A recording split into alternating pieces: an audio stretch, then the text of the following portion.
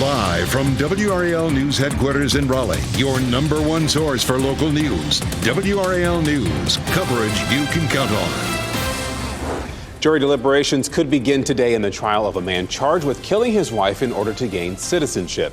What Eric Hernandez-Mendez told the court during cross-examination this morning. A man charged with multiple sexual assaults at Fayetteville Memorial Cemetery in Cumberland County is due in court today. What led authorities to Damon Watts. Also, a ship loaded with aid sets sail for Gaza, where hunger is spreading, when it's expected to arrive, and the growing rift between the U.S. and Israeli leaders. He admitted he lied, and now that is the subject of the cross-examination of Eric Hernandez-Mendez about his wife's murder. Good afternoon, everyone. I am Chris Lovingood in for Jeff Hogan. And I'm Renee Chu. Thanks for joining us. WRAL's Ken Smith is following developments in that trial. Ken, what did Hernandez-Mendez say today about his role in her death? Yeah, Renee and Chris, he stuck with his narrative about being wrongfully accused. The cross-examination took about 30 minutes as that trial resumed this morning. The defense rested its case about a half hour ago. Now, when the defense team began its case, Hernandez-Mendez called his marriage to Cristina Matos a sham. He said it was a transactional agreement to help him get his green card. When questioned by his attorney, Hernandez-Mendez blamed the couple's roommate, Kaylee Lynch Farrakano, for killing Matos in their Hillsborough Street apartment back in 2021. He also admitted on the stand that he lied to police about what happened. On the cross-examination, prosecutor Stacey Newton pressed Hernandez-Mendez about his lies. According to you, you're wrongfully accused. You're not the killer. I'm not. And you're the one on trial for this murder. Correct. Not Kaylee. Right. Even though you're the one who locked Christina's door.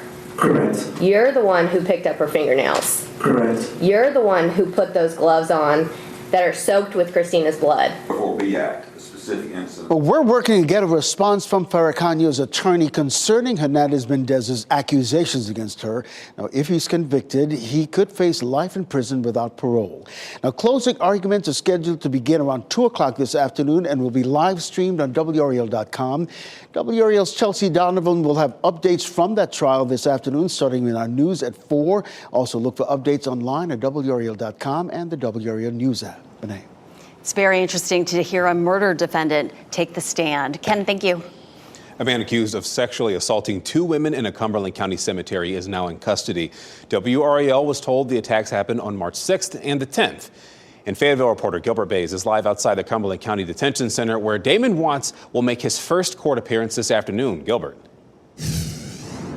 Well, Chris, you're right. These are 2 different women, 2 different dates when these events took place. But the thing they have in common is where they were picked up here in Fayetteville and where that attack occurred. We do have a picture, a mugshot of the suspect in this case. He's 38-year-old Damon Watts. Investigators say during the late night and early morning hours of March 6th and 10th, Watts offered the women's rides home. But he drove them to the Fayetteville Memorial Cemetery on Gillespie Street near the airport and sexually assaulted them and robbed the women.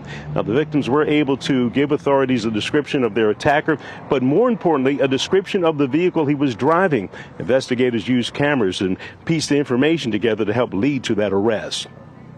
Technology is moving along. You know, agencies have license plate readers and stuff like that. So, you know, if a person says, hey, this crime occurred at 10 o'clock at night, if they're able to give us a vehicle description, you can go back and look through that footage and see, hey, there were only 2 vehicles that passed through. Now, Watts faces several charges, including first-degree forcible rape, second-degree kidnapping, and assault by pointing a gun. Authorities think there may be more victims out there. They're encouraging those individuals to come forward. And right now, Watts is being held here in the Cumberland County Detention Center without bond. But, Chris, that might change when he makes his first court appearance at 2:30. And there's at least that significant update in this story today. Gilbert Bays reporting live. Thank you, Gilbert. And happening right now in the WRAL Live Center, the House Judiciary Committee is holding a hearing with Special Counsel Robert Hur. This is a live look in right now at Hur on the stand. He investigated President Biden's handling of classified documents. He did not bring criminal charges and said facts stopped short of finding that he retained any classified material. But he did offer a deeply damaging portrait of an aging president beset by memory issues. He says his assessment on Biden's memory was necessary and fair and made very clear the investigation was done under his guidance and the report written in his own words. He says he could not charge Biden with criminal violation because the case missed incident element. We'll stay on top of this and bring you the latest from the Live Center. Michelle, thanks. The U.S. Supreme Court is taking more time to decide what to do about a controversial Texas immigration law. The law was halted by a federal judge after the White House sued. Justice Samuel Alito extended the block until March 18th at 5 p.m. Under the measure, police would have the power to arrest migrants who illegally enter the country from Mexico, and authorities could impose criminal penalties. Lawyers for the Biden administration argue federal law preempts state law. President Joe Biden and Vice President Kamala Harris are visiting North Carolina together later this month. Biden and Harris will be in the state on Tuesday, March 26th, as part of their re-election campaign. The White House did not share a specific location, though, where they'll be visiting. And starting at 4 o'clock today, we'll have the latest results from the exclusive WRAL News poll. We asked hundreds of North Carolinians their opinions on the leading candidates for president and governor. We specifically asked how age, mental competence, and criminal charges, as well as controversies, affect those opinions. We're waiting to learn the name of the person who died in a crash involving 2 dump trucks and a car. This happened just before 9:30 this morning on Highway 15501 near McNeil Street in Carthage. Witnesses say the driver of the car crossed the center line, hitting one of the dump trucks. The driver of the car died at the scene. No one else was seriously hurt. Police in Raleigh are investigating a hit-and-run crash on Lewisburg Road near Calvary Drive. This is video from the WRAL Breaking News Tracker around 5 a.m. Police tell us someone was driving a stolen Elantra and crashed into a car that a pregnant woman was driving.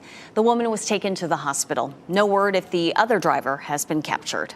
Deputies in Duplin County in the eastern part of our state are investigating whether children received fentanyl pills from a daycare employee. It happened in Kenansville. Last Wednesday, deputies say the 2 children ended up in the hospital. The children were unresponsive after deputies say they swallowed what they were told was candy, but now investigators believe this was fentanyl. Both children were treated and released from the hospital, and no one has been arrested at this point in this case. Passengers aboard a turbulent flight from Australia to New Zealand are opening up about the intense moments in the sky. I want to show you right now images from inside the LATAM Airlines plane just after the aircraft suddenly dropped for a few seconds. This caused people to be tossed around the cabin, and at least 50 of the more than 200 passengers aboard the flight were treated for their injuries. Some had to go to the hospital when the plane landed, and some passengers described the scene as frightening and chaotic. The girl in front of my girlfriend, she was pretty much on the roof of the cabin. The girl next to me hit her head on the cabin. Yeah, it came out of nowhere, and it felt like, when you are in a roller coaster and you just go like this, that sensation. And then everything flew up, went down, and it was like very shocking, very shocking. This happened about 2 hours into a 3-hour flight. LATAM would only say the aircraft experienced strong movement after a technical problem, and they're investigating. Students in Wake County could soon be protected from discrimination based on their hairstyle. Today, Wake County public school leaders will consider the Crown Act. WRAL's Kelsey Coffey explains other school districts have discussed and implemented the policy. Wake County school leaders will meet here at the district headquarters later today. Their policy committee will talk about putting the Crown Act on the books. The Crown Act stands for Create a Respectful and Open Workplace for Natural Hair. The law applies for discrimination against any person's hairstyle, but hair-based discrimination is an issue specifically for Black women. Durham Public Schools host an annual celebration, Crown Act Week, to celebrate Black women's natural hair. Hairstylist Lisa Smiles says some of her clients experience discrimination from employers about their hair. We don't want to lose the integrity of our hair just because we need to look a professional way. So I think with this ad, it's going to empower even more women who have been afraid to wear their natural hair to embrace it. The policy committee may agree to move this forward to the full board. From there, it would have to be approved in 2 separate meetings before becoming policy. That likely won't happen until next month. Kelsey Coffey, WRAL News in Cary. Today is Equal Pay Day in the U.S. March 12th represents just how far into the current year women have to work to make the same amount of money men made in the prior one. Now, in actual dollars and cents, women earn 84 cents to every dollar a man makes. The most egregious pay gaps are among financial managers, retail salespeople, education, and child care administrators. While there is still work to do, in general, the gender pay gap is narrowing. After losing their last 4 games of the regular season, NC State stands to needing to win the ACC tournament to make it to the big dance. But before they get to Saturday, they have to get through today. Casey Hentz will have live reports from Washington, D.C. all week from the ACC tournament. Just a reminder, WRAL is your home for college basketball coverage in March. Next at noon, tons of food is set to head to Gaza for much-needed relief. We're bringing you a report on why else this is important, plus concerns about Israel's leadership. And coming up next, you'll hear why bugs, not grain, might be a better alternative for the livestock and for people eating them. Plus, spring has not sprung yet, but when it does, realtors expect a better home buying market compared to last year. We'll explain why. Elizabeth. Some places started with temperatures near freezing this morning. And look at this. We're already in the mid-60s. Temperatures are going to skyrocket for the rest of this week. I'll show you how hot it gets. Keep watching WRAL News over the air Channel 34 and Spectrum Channel 1257.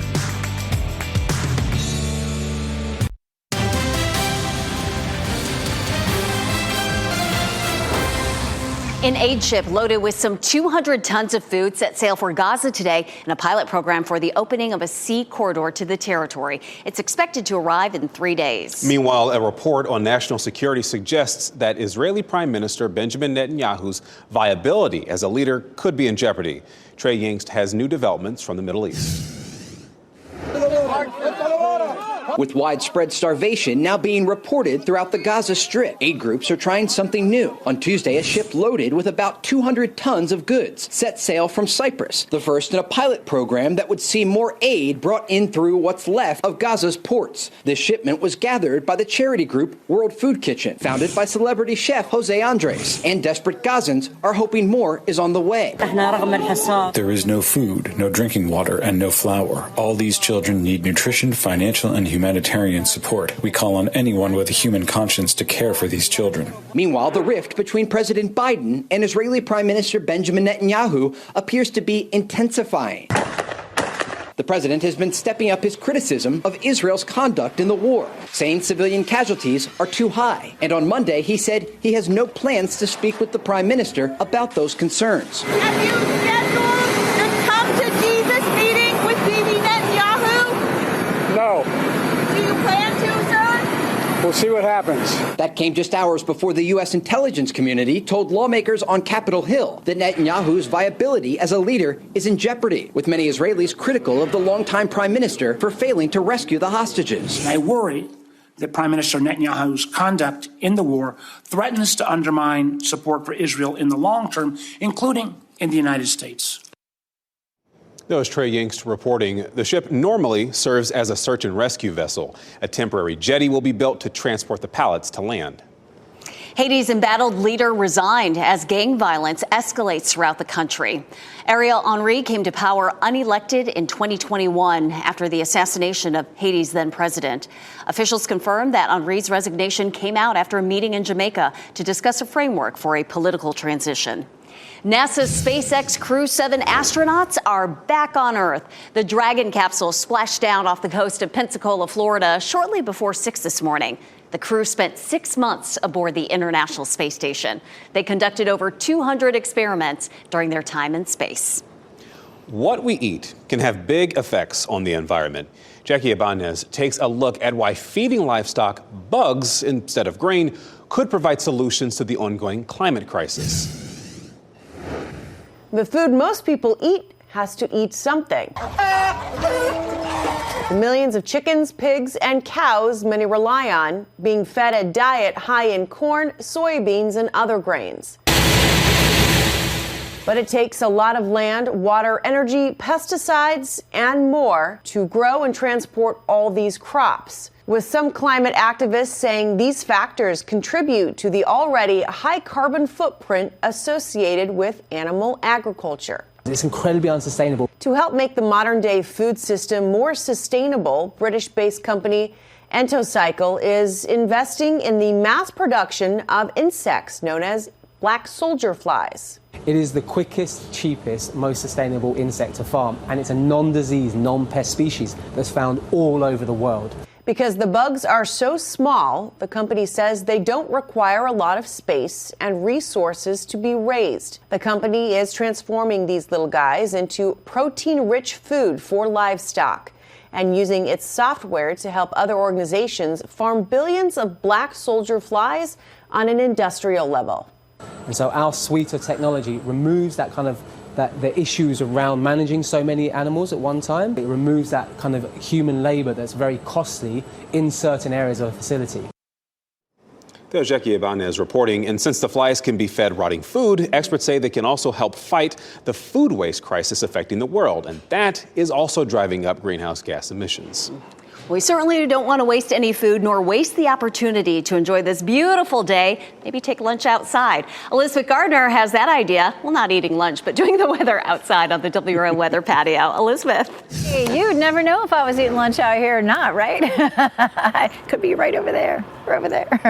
It is absolutely gorgeous out there right now, especially I'm wearing black and the sun is behind me. I am super warm. You know, I could almost wear short sleeves. I can't even imagine when our temperature gets up to almost 80 degrees in a couple of days, how that's going to feel. I mean, truly shorts and t-shirts weather. We're going to take a live look at Durham right now. And I love to pull this up because sometimes there's a group of people who head out there on the lawn at the DPAC and play soccer. I don't see them today, so maybe they just have certain days that they do it, but it is definitely a day to get outside and enjoy. 64 degrees, but I promise you, standing here in the sun where the wind is still in a black outfit, it feels a whole lot warmer than that. We'll climb on up into the low 70s. We ended up in the mid 30s across the area this morning in most places, and so just to see temperatures warm up this quickly is something that we don't always see. Temperature is 65 in Southern Pines, 64 in Fayetteville, and 64 in South Hill, and 65 right now in Goldsboro. And of course, yesterday was a fairly cool day. So our temperatures right now are anywhere between about 10 and almost 15 degrees warmer than they were this time yesterday. So big warm up in progress. Around town, expect a high of 71 in Raleigh, 71 in Durham, and 73 in Fayetteville. And you know, we might creep up a little bit more than that, but we were mostly in the mid 60s right now. So I think we're probably in pretty good shape there. 62 is our normal high. And so we're definitely above that today. Then we jump to 75 for Wednesday, 79 on Thursday. And you may wonder, is that going to be a record? Actually, our records this time of year are in the upper 80s. As a matter of fact, the warmest temperature we've ever seen in March at RDU is 94. That happened toward the end of the month. But we can definitely have some warm temperatures this time of year. 78 on Friday, but Friday we're also likely to see the potential for some scattered showers, and we're going to walk through that coming up in just a little while. Our meteorological spring, we don't hit 79 as a normal high until May 15th, but it does not usually do that stair step thing. Instead, it does the roller coaster. That's what happens with our temperatures this time of year. We have big ups and downs. So we're up, we're going to be down next week. But the flowers will be happy no matter what. This is a look at our WRAL gardens. This is, of course, the tulips in bloom, one of my favorite spring flowers. There's a good graphic to show you. Our pollen count actually dropped for trees, so we're back down to low for trees, but likely by tomorrow, Wednesday and Thursday, we're likely to see our pollen count climbing because of these very warm temperatures. Again, next week, we're probably going to end up dropping our temperatures below normal. That's going to put us down in the 50s potentially for a few days. And Friday, we'll have a chance of some showers and possible thunderstorms. And Sunday looks a little bit wet also for St. Patrick's Day. We'll walk through the timeline for showers those days coming up. All right, thanks, Elizabeth. NCCU fired a total of 5 employees as part of an embezzlement investigation. What the school has recently learned about what it is calling a complex criminal enterprise. That story at 5:30. Then at 6, President Joe Biden's proposed budget includes funding for a new bus rapid transit line here in the Triangle, where Chapel Hill's BRT line would go. NBC's hit game show Password returns tonight, and there is no shortage of laughs. Potion. Saying it's dancer. Still to come on this newscast, a preview of the hilarious start to season 2 with Emmy Award-winning host Keke Palmer. Plus, Johnsonville is recalling more than 35,000 pounds of turkey kielbasa sausage, the issue that prompted the company to take action. Welcome back. One word, if it's the right word, could mean big money, as in $25,000. That's the top prize as Password returns for season 2 tonight here on WRAL. Mark Barger talked to the show's Emmy Award-winning host, Keke Palmer, about what's in store with tonight's premiere. Deal or no deal? Joe Manganiello takes a break from his island duties tonight. Presto! To help kick off season 2 of Password. Abracadabra. Joe was really good. I love Joe. He's a lot of fun. He's definitely not hard on the eyes. And while his mere presence was welcomed by host Keke Palmer and Jimmy Fallon, Manganiello proved school. He's a player. Hogwarts. You got it! Yes. I feel like I got hit by lightning. It might be proof that mind reading is possible. It really was amazing. You were fantastic. Especially when it comes to the show's newest element, Shoot the Moon. You have one clue to get your partner to say the password for 8 points. Scottish.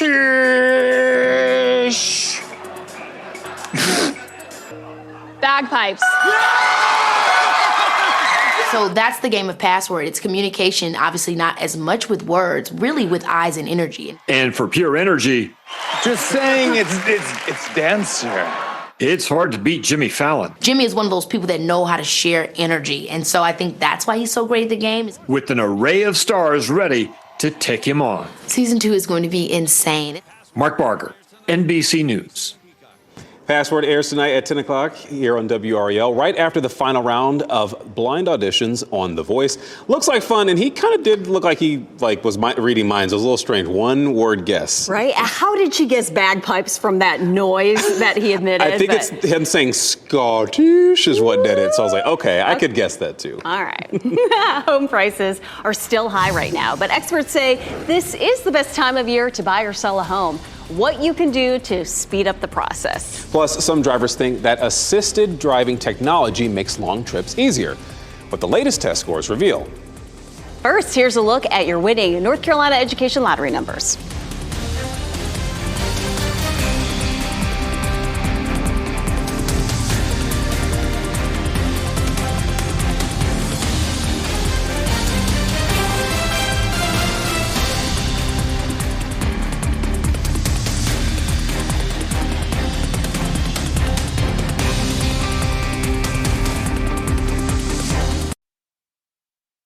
Shot in 4K ultra high definition. Your number one source for local news. WRAL News. Coverage you can count on. Our brand new WRAL documentary premiering tomorrow looks at why kids are dying from guns in North Carolina. It's called Unsafe: North Carolina Kids Dying from Gun Violence. WRAL investigative documentary reporter Kristen Severance produced and hosts the doc. She joins us now to talk about this project. Kristen, once again, you're tackling a frustrating, heartbreaking topic. What made you decide to focus in on youth gun violence? You know, Renee, I think when you look at the numbers really in North Carolina and across the country, you start to say, you know, why is this happening? And that's what we did. And we said, you know, we have to investigate this and really look at what can be done to save lives. You know, kids in North Carolina are 51% more likely to die from guns compared to the national average. And, you know, we looked at statewide death records in our state. Since 2018, 521 kids under 18 have died from guns. You know, that includes accidental shootings, homicides, and suicides. And every death of a child, you know, it impacts countless others. You know, it really destroys families. And sadly, you know, that's what we learned doing our documentary, just how many lives are destroyed by one death. We spent a lot of time, months really, with the Dockery family in Fayetteville. You may remember this story. The dad, Fawn Dockery, had dropped his two daughters off at their babysitter's house in July. Now, this was a trusted babysitter. His 8-year-old daughter, Genesis, 5-year-old daughter, Amara, loved going there. Well, then he got a frantic call from the babysitter that Genesis had been shot. And this is really the beginning of the family's nightmare. The babysitter then called 911. Here is a short clip from our documentary, Unsafe. And I do have to warn you watching at home, you know, this 911 call, which is a part of this clip, it is difficult to listen to. 911, what's the address of the emergency? The babysitter called 911 and told the operator what she said happened at the beginning of the call. I didn't know. My son brought a gun home from my dad's house, and it fell out of the closet, and it shot the little girl that I'm babysitting. And again, at the very end of the call, right before she hung up, My son is the one that brought it home, and I didn't know. Genesis was shot in the head. The 8-year-old was rushed to the hospital. She got shot on July 25th, and she passed away on July the 27th. And she was just 4 days short of her 9th birthday.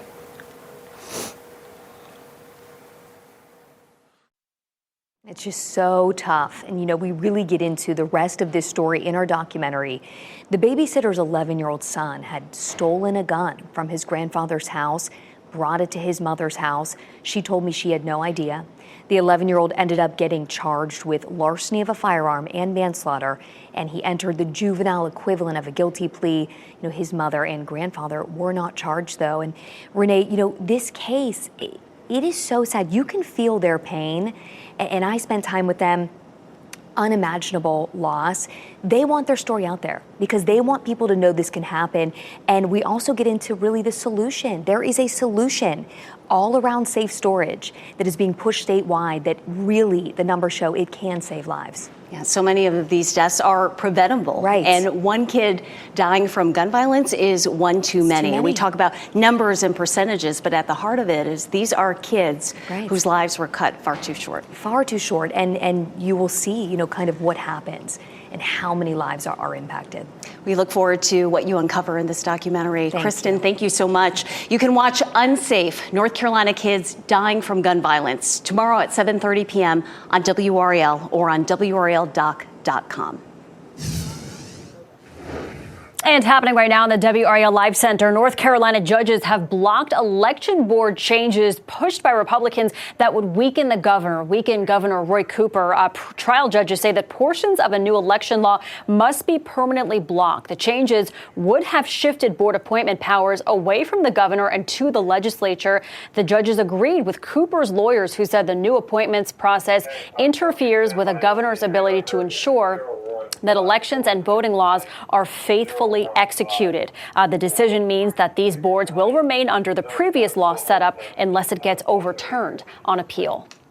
All right, thank you, Michelle. $59. That is how little one employee at St. Augustine's University says is left in her bank account.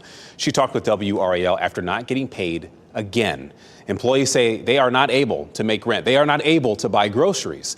As WRAL has followed this story, we have learned that February 9th is the last time employees were paid. They're now waiting for a check from February 23rd and this past Friday, March 8th. This is prompting an outpouring of support from alumni that are inspired to help out their alma mater.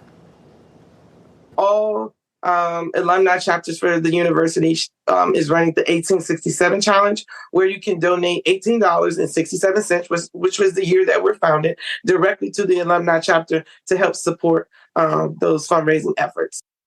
The university is at nearly $225,000 in donations out of its $5 million goal. We have reached out to the university to find out how many employees are waiting for checks and when they can expect them.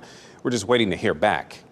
And a record number of Americans tapped into their 401k accounts last year. More than 3% of Vanguard customers made a withdrawal for financial emergencies. About 40% of the withdrawals were used to avoid foreclosure. Americans have been turning to the 401k accounts as the cost of cars, loans, childcare, groceries, credit card, and utility bills continue to rise. The last few years have been tough for home buyers with high interest rates, low inventory, and rising prices. But the National Association of Realtors says there is reason for buyers to be more optimistic going into this year's spring market. Jen Sullivan looks at what buyers and sellers can expect. It's not just the flowers in bloom this spring, the housing market is blooming too. So if you're looking to buy or sell a home, many experts say this is the best time of year. We always see more buyers as well as more sellers come onto the market. Lawrence Yoon with the National Association of Realtors says many families want to close before the new school year starts in the fall, which is why this is a popular time to buy or sell. So, what can buyers expect this spring? We are seeing an improvement in the consumer confidence about home buying process. Yoon says buyers can be more optimistic for a few reasons. First, more inventory, which means less competition. In the past 2 years, we have had a historically low inventory. Secondly, mortgage rates have slightly dipped recently. According to Freddie Mac, last week, a 30-year fixed mortgage rate averaged 6.88%. At the end of February, it was 6.94%. While rates are slowly coming down, they're still higher than this time last year. Home prices, though, are still high. We had a substantial price increase in the past 3 years, about 40% price gain in many parts of the country. In January, the median existing home sale price was $379,100, according to the National Association of Realtors. That's 5.1% higher than January of last year, and it's the 7th month in a row that prices have gone up. And that was Jen Sullivan reporting. The National Association of Realtors says buyers should get pre-approved for a mortgage before looking for a home and to be flexible on the closing date. Elon Musk and a company he helped create are deep in a feud. Why OpenAI does not want Musk's lawsuit to see the light of day. And maybe you need to catch up on some sleep. How long should you nap? The ideal length so you can feel rested and not groggy. The WRAL News app brings you the best of WRAL's reporting and technology resources. Access news and info whenever and wherever you want. Download it to your favorite devices.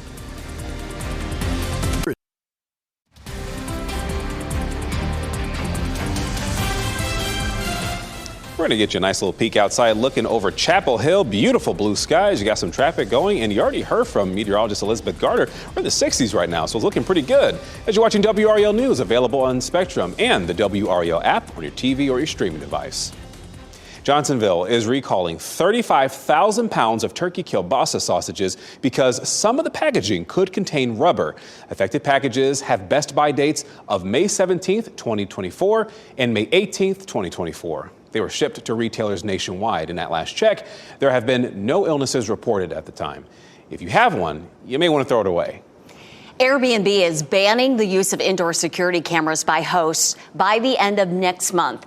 Airbnb says it's seeking to simplify its security policy while also prioritizing the privacy of guests. Airbnb had allowed the use of indoor cameras in common areas as long as the location was disclosed in the listing. Under the new policy, hosts can still use doorbell cameras and noise decibel monitors, which are only allowed in common spaces and must be disclosed. The company OpenAI is asking a judge for a dismissal of a lawsuit filed by Elon Musk. Musk, who co-founded OpenAI in 2015, has accused the company of breaching its founding agreement. OpenAI shared an email that Musk sent to co-founders in 2018, and in it, he said the executives should sell itself to Tesla to remain competitive. Well, they refused, and Musk left the company the same year. OpenAI is concerned that Musk could use the discovery process to gain access to OpenAI's proprietary records and technology. Tesla and similar autopilot systems scored poor on recent tests by the Insurance Institute for Highway Safety. The systems use different sensors and technology to help a driver keep their vehicle in its lane. The agency tested 14 systems and gave 11 of them a poor rating. It says none of them did a good job monitoring driver attention. The group's president said some drivers may feel partial that automation makes long drives easier. And they also said there's little evidence it makes driving safer. The FDA gives Wegovy the green light to fight another health issue. That story after the break. And a sleep expert offers some insight into how the ideal nap should be and the best time of day to take one.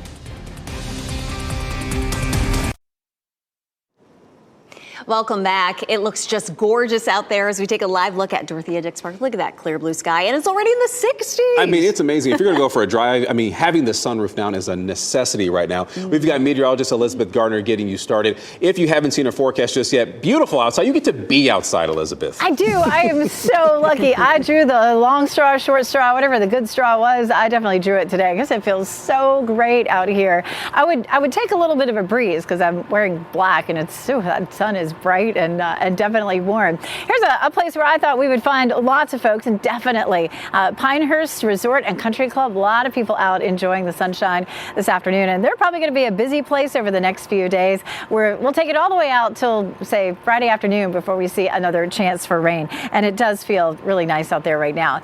Let's go ahead and talk about that, though. You know, it's never too early to start talking about the weekend. Friday, we'll see a front approaching, could bring us some late day showers and thunderstorms. We're going to wait tomorrow. We'll see if the Storm Protection Center is going to put us under any sort of level of risk for severe storms. Right now, it doesn't look like it would be anything that would be terribly severe. It doesn't look like it would be a high risk, but it's something that we watch very closely this time of year. March, April, May is our peak of severe weather season. So Saturday, in between systems, looks mainly dry. That's great. A big parade, of course, in Raleigh for Saturday, the St. Patrick's Day parade, and that starts at about 10 o'clock in the morning. And then on Sunday, there is another front that comes through. So Sunday, the models have kind of been all over the place about Sunday. One day it looks pretty wet. The next day it's looking a little drier. So just well, as we wrap things up, here's a look at a few of the headlines we are following today. Closing arguments are set for today in the murder trial of an NC State University student. Eric Hernandez Mendez is standing trial for the murder of his wife, Christina Matos. He maintains his innocence, claiming the couple's roommate, Kaylee Lynch Farrakano, stabbed her to death. Closing arguments are set for 2 p.m. They will be live streamed on WRAL.com. President Joe Biden and Vice President Kamala Harris will visit North Carolina together later this month. According to the White House, Biden and Harris will be in the state on Tuesday, March 26th. This is part of their re-election campaign. The White House did not share, though, a specific location for the visit. The ACC men's basketball tournament tips off today in the nation's capital. NC State will play its first game today at 4:30 against Louisville. Both the Tar Heels and the Blue Devils won't play their first games until the quarterfinals on Thursday. Casey Hentz is bringing us all the action with live reports from Washington, D.C. all week. The New York Times will release its 1,000th Wordle puzzle this Friday. If you solve the popular word game, you could get a special treat. The first 1,000 people who use the answer to the 1,000th puzzle as a promo code will receive 1 month free trial of Super Duolingo. Other companies are also offering promotions for those who solve this particular Wordle. I'm thinking you're going to get money. You're going to get, I'm sorry, just Wordle, huh? Or just Duolingo. I would guess money as my first That's what guess, I thought too, right? but okay, Yeah. I guess learn a new language. Good promo there, New York Times. All right, a city in Wisconsin is adopting a new name in honor of St. Patrick's Day. New London will be known as New Dublin. To make it officially official, the Shamrock Club of New London changed the city's entry signs yesterday. They also added a sign honoring the fact that New London has an Irish city for its sister city. This is an annual tradition for the city now in its 40th year of New Dublin Week. A hound in Kentucky has a new group of best friends. This weekend, the crew got a call about a missing dog that somehow got stuck on a bluff, 170 feet tall. Rescuers had to wait for the morning sun to launch their plan to rescue Waylon the dog. The team used a rope system to lower a rescuer to him and then pulled them both back to safety. The grateful owner and Waylon were reunited a short time later. Amazingly, Waylon did not suffer any serious injuries. Great work. Mm-hmm. The next Cadbury buddy could be from right here in North Carolina. This is Sheldon from Jacksonville. The Rex Rabbit was chosen as a semifinalist for the 2024 Cadbury Bunny Tryouts. Voting is live now on Cadbury USA's Instagram story. It's neck and neck right now, so hop on over and vote for him, and maybe he might get his own little 1 month trial Duolingo. I'm just kidding. He so looks distinguished with the bow tie. Looks the part. He's cute. Well, President Biden's proposed budget includes nearly $140 million for the first public transit line in Chapel Hill. On WRAL News at 4, a first look at what the potential bus route would look like and who it would benefit. NBC News Daily is next on WRAL, and your next local news update is in 30 minutes. Go out and enjoy this beautiful weather. You can get breaking news updates anytime, wherever you go with our WRAL News app. Have a great day. We'll see you back here at 4. Keep watching WRAL News over the air Channel 34 and Spectrum Channel 1257.